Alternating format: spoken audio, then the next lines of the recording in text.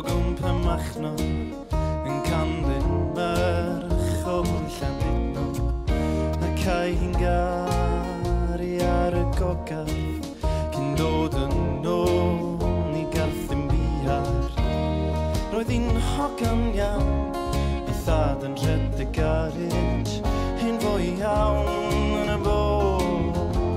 Roedd hi'n ddan hi ddim yn golchi nag yn cwcio gath i sac ar ôl i'n alwad ffôn. Os rwy'n yn grando mae'r gŵr o ben Machno'n siograu i ffeindio sydd rhaid. Mae ganddo'n fer yn fa yn welis y tractor i dau i gasglu'r haid.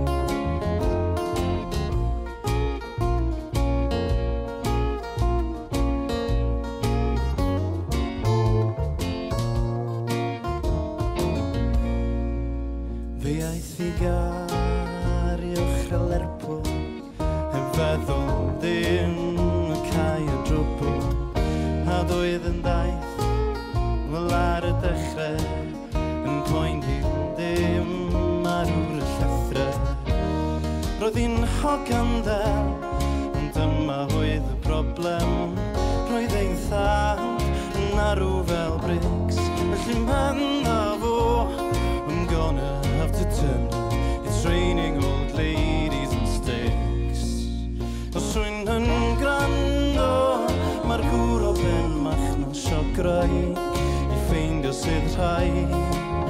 Mae ganddo'n fer yn fa yn welis y tractor i dau i gasglu'r haid.